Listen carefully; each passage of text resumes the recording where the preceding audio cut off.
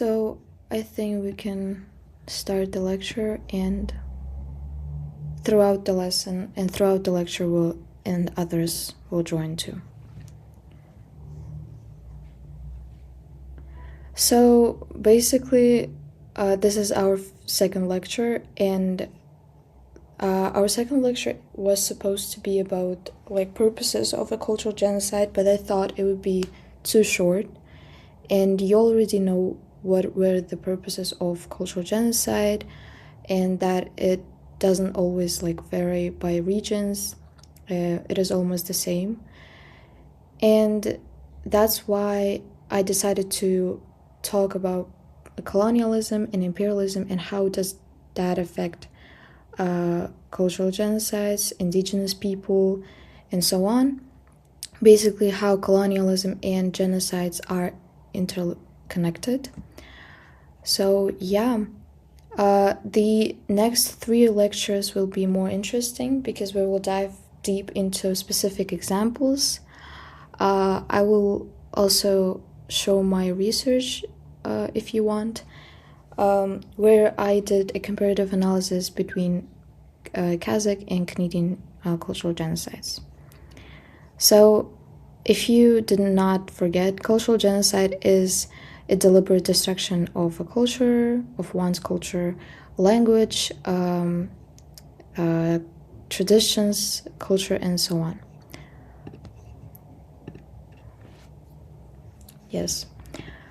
Now let's talk about more colonial, those two concepts, colonialism and imperialism. I think you know what colonialism is. Simply saying, it is an act of power. It is a policy where one nation wants to conquer another by acquiring its land, territory, its resources, and so on. But when we talk about imperialism, it is a bit different. It is a policy when one country wants to extend its power. So not necessarily take someone's land or take someone's culture and so on. It is basically where you want your country to dominate over the whole world. It is done through colonization, through military force, and through other structural processes. Also, those two concepts are based off this university, Cornell Law School, and it is a legal definition of those concepts. Also, when we talk about colonialism and imperialism, people sort of blend them together and confuse of a difference between them. So colonialism is basically when you want to physically take over someone's natural resources, its land, territory, as I said. But it also can be a culture. It also can be a language. Where you want your population to dominate over a country that you just conquered. It is also seen in imperialism, but it is a bit different. Again, colonialism is when you want your people to permanently settle in the country that you just conquered, and physical takeover of natural resources is basically based on economics of geography and other spheres rather than just culture. When we talk about imperialism, it is about domination, basically. When you want your culture, when you want your country, basically your nation to dominate over the whole world. As we can see in early history examples. Yes, I hope it is clear. Now, when we talk about how colonialism sort of intersects with cultural genocide, it is very simple. When one country colonizes another sovereign nation, it assimilates this sovereign nation's culture into theirs. It is done by settler colonialism. It is a type of this concept. And the author of this term is this historian. This is a Patrick Wolf. He's a famous historian that coined this term, and you can watch his lectures on YouTube, his interviews that he gave, and it is very interesting for me. You can also watch it. Another reason for that is full and partial political control, as we say it here.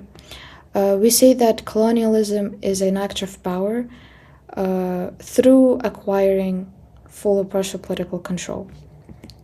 And that's the reason cultural genocide is always with the concept of colonialism and imperialism. When you want another sovereign nation to be controlled, you want their culture to be assimilated into your own. I hope it is clear.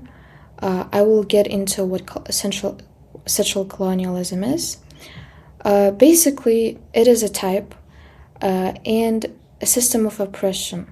It aims to displace an existing population, an original population that lived in the territory, and oftentimes this population are indigenous people, as just I said, like people who originally lived in the territory.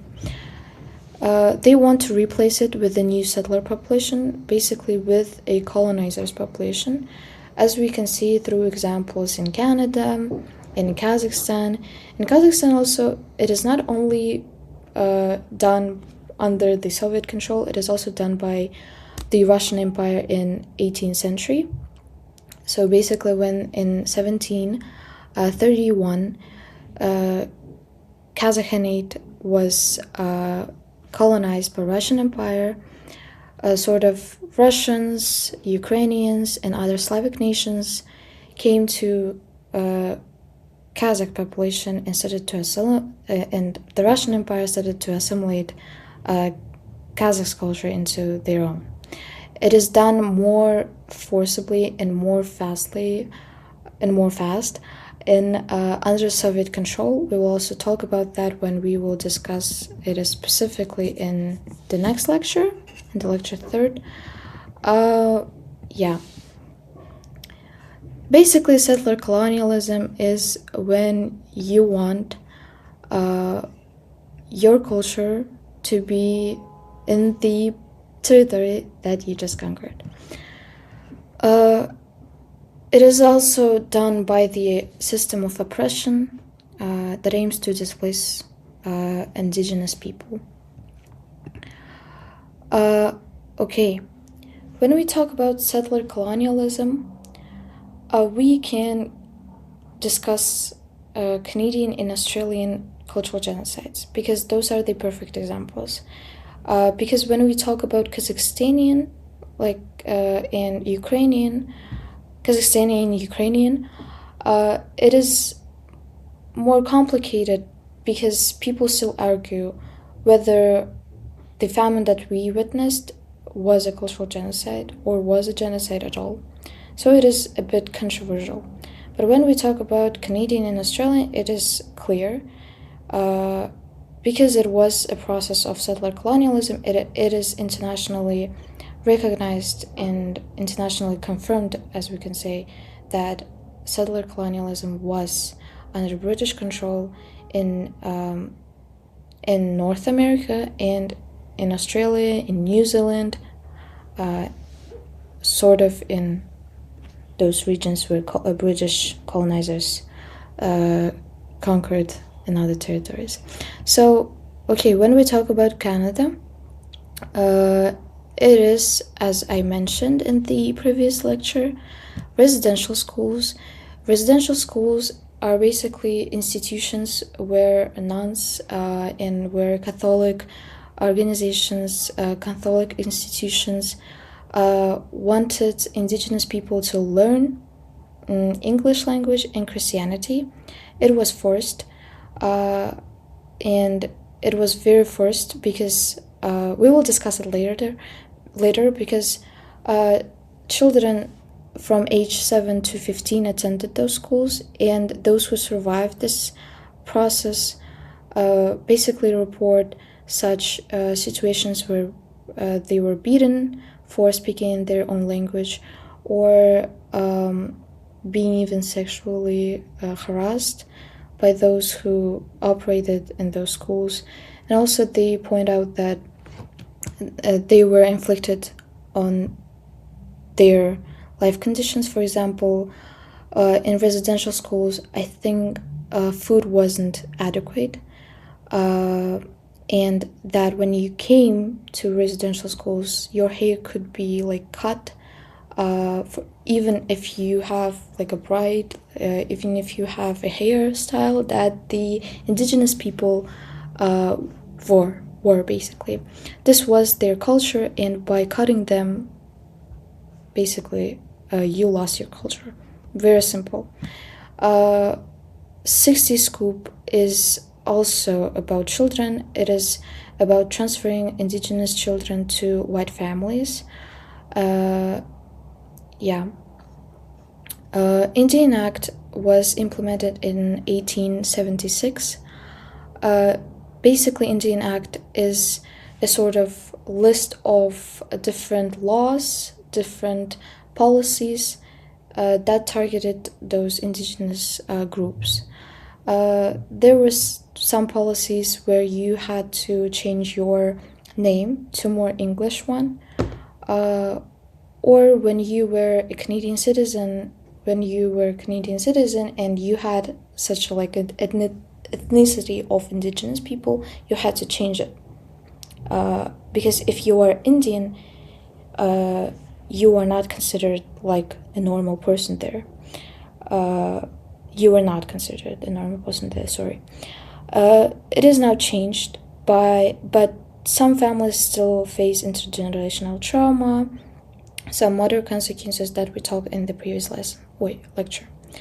Forced sterilization, it is a process where women and children, also not children, women were targeted because they were forced to sterilize. Women couldn't give a birth to their children just because they were Indian. They were of indigenous sort of ethnicity. Australia, that was pretty much the same, but just the naming of those policies, the naming of those laws were different. The stolen generations is the same thing as the 60 Scoop, where Aboriginal people in Australia were transferred to white families. Forced sterilization happened in Australia too. We also have Aboriginal Protection Act, which is the same as Indian Act. Also in the United States, there were some Native American tribes that were also targeted and placed into Native American residential school system. The same thing as in Canada. So what we can conclude and what we can learn from it. Australia and Canada had the same colonizer, and that's why they will have the same mechanism for targeting their culture, for targeting the language and the educational system. Even their religions, we will talk about it later through different examples. Or there were some cases where religion was first, because apparently I think indigenous people in North America didn't practice any religion as Islam, Christianity, or something else. They had spiritual things that they practiced within their culture, but it wasn't super religional. And that's why Christianity, I think, when you force children to practice religion that they do not know, it is bad. It is what we call a cultural genocide. Now, this case is a bit different because some people argue that it wasn't a cultural genocide. Let's talk about it. Suppression of national sovereignty and ideological indoctrination is basically what the Stalin's policy did. Uh, in Kazakhstan and in both Ukraine, we know that they were under Soviet control, and that's why they had the same mechanism as in there, not in there, but here they have the same colonizer. Here they have the same colonizer too, and that's why their policies are similar. For example, famine that we talked in the previous lesson. Famine in the 1930s is what was forced by Stalin and Goloshokin to settle communism in the whole territory of Soviet Union. It was done very forcibly and with the repression of intelligentsia. It was done with the purge of intellectual people such as teachers, artists, writers, whatever. And there was a huge censorship when we talked against the Stalin's policies, when you talked about your culture, by the way, when you talked about, for example, Kazakh Khanate or some Kazakh hands, or about your history, you were also targeted and placed into concentration camps. So yeah, but when we talk about famine, it is also considered physical genocide because in Kazakhstan, apparently during the famine in the 1930s, 1.5 million people were killed and 1.3 million of them were Kazakh. When we talk about Ukraine, it is approximately like 3 million people. 3 million people during Holodomor were killed. Not killed, okay, murdered. The same thing, okay, were killed because it was a genocide. Yeah, it was organized, it was done by the policy. When we talk about culture, it is about our lifestyle, it is about what we do and what we practice within a culture. For example, Kazakh people had sort of nomadic lifestyle, and it is a part of their culture. That nomadic lifestyle was targeted within their societies. The same thing in Ukraine, peasantry was targeted, and even those people who practice peasantry were displaced into Kazakhstan, but it was a bit earlier. When we talk about execution, just I mentioned, it is about intellectual approach. When we target teachers, artists, and writers for writing about their culture, but not only of writing about their culture, but also like sort of being against one's policies, and yeah. In Kazakhstan, also one unique thing, it is about alphabet shift. Sorry, it is when we had an Arabic sort of alphabet, then we changed it to Latin, and then in the 1940s we changed it into like Cyrillic, what we have now. It is also a part of cultural genocide because apparently we didn't practice like Cyrillic alphabet in their writing system. We had our own, right? But it was forced because a Soviet Union had to have sort of national homogeneity and like a similar culture throughout the territory that they had. So basically, Cyrillic alphabet was in Armenia, it was in Estonia, it was in Baltic states, it was in Ukraine, it was in Moldova, everywhere where Soviet Union targeted those groups.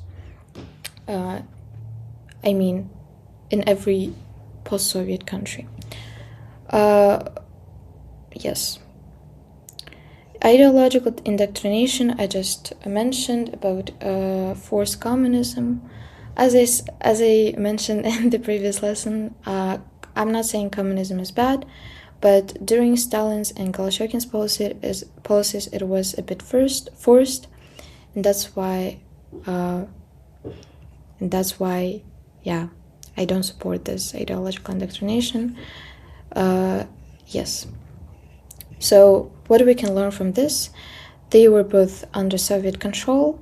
They had the similar mechanisms, such as intellectual purge. It was also a famine, and yeah. Also, it is about language suppression. Ukrainian language was suppressed by closing Ukrainian schools. In Kazakhstan, the same thing. We had Kazakh language and some Kazakh schools up until to 1990s. Kazakh schools were closed, and we didn't have sort of educational and sort of high quality, I think, institutions that could practice Kazakh language. Okay, not 1990s, sorry. It was up until 1970s.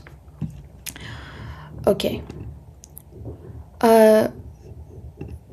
Let's talk about another more, I would say, interesting example, because we had Kazakhs, Canadian, Australian, and Uyghur genocide. Now we will have Korean genocide. In China, it was a bit different, but like in some cases it was similar. If you know, there were also a lot of massacres in China, especially during the World War II. And when we talk about Korean genocide, it is when culture was heavily targeted. Korean people were forced to adopt Japanese languages according to this alphabet or writing system, whatever. And Korean language was also restricted. It was done by educational institutions and schools that were constructed in Korea. Also, Shinto worship. Shinto worship is basically a religion, sort of, and a spiritual, basically, belief that the Japanese people practice within their culture. It was mandated in Korea, which also shows forced assimilation. Why Koreans were targeted? Basically, it was to integrate Korea into Imperial Japan. It was because you can see of imperialism and colonialism. That's pretty much it. Also, I promised you that we will play a Kahoot next lesson. Now we have only 2 people, and I don't know how we will play this. And I think we can finish our lecture today. Now, sorry. The next lecture we will have an example of Kazakhstan. The next lecture we will have an example of Canada. Then we will do a comparative analysis and dive into those things. Yes. Can I ask a question? Yes. Do you know any examples of colonialism or imperialism without such a suppression, without such, very terrible examples, maybe using soft power, as I understand? Are there any examples I don't in the think history? so. I don't think so. Because I also researched about Algeria that was colonized by France. The same thing. Also New Zealand that was colonized by British Empire. The same thing. Sort of, if you know also other examples that were not that forced or that were not included into what we call cultural genocide, you can share it now.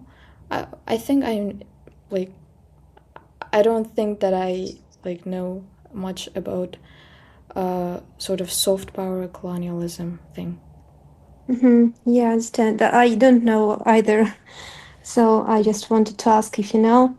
So it is a very interesting topic, and I want to thank you. And I also wanted to ask you just to make, us know about the lectures, not so late, because maybe you can just make a publication of the future lecture in the morning, just to in order to plan the day and to to Yeah. visit the lectures.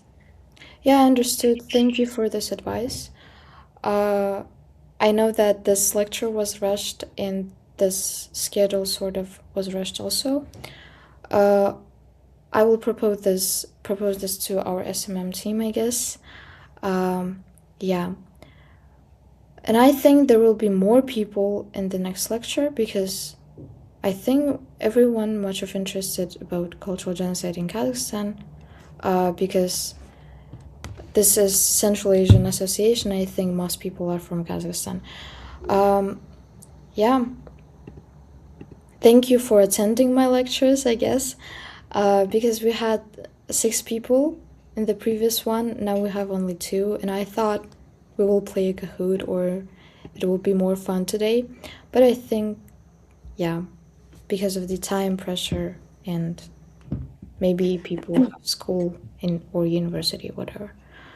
Uh, Maybe you can do something like a timetable and pin it somewhere in the channel. Yeah, I think the time is the same. It is always like Tuesday every week. Uh, Tuesday at 5 p.m. It is our timetable, I guess. Okay, thank you so much. It was very interesting. Thank you for attending. Yeah, thank you so much. You can leave this meet.